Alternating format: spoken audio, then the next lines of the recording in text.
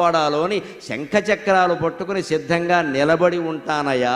పడుకుంటే లేచి బయలుదేరడం కష్టం కదా, ఎవరికైనా దేవుడికైనా. ఎవరో మేలుకొలుపు పాడాలి, సుప్రభాతం పాడాలి, లేవాలి, బయలుదేరాలి. అంతకంటే నిలబడి సిద్ధంగా ఆయుధాలతో సహా ఉంటే వెళ్ళి కాపాడొచ్చును కదా అని నిలబడి ఉంటానయ్యా అనే సమాధానాన్ని స్వామి నా మనస్సులో స్ఫురింపజేశారు శ్రీ వెంకటేశ్వర లీలగా. లేవో కూర్చున్న రత్నపీఠ శతముల్ శ్రీ వెంకటేశ ప్రభు ఏ వేళన్ గజముల్ కుచేలు రుధువుల్ కృష్ణల్ నిన్ను పిల్తురో రవాయంచని భక్త రక్షణకు చక్రంబూని నిల్చుంటివో నీవే మాకొక మార్గదర్శి విసుమా నీ లీలలిట్లుండునా.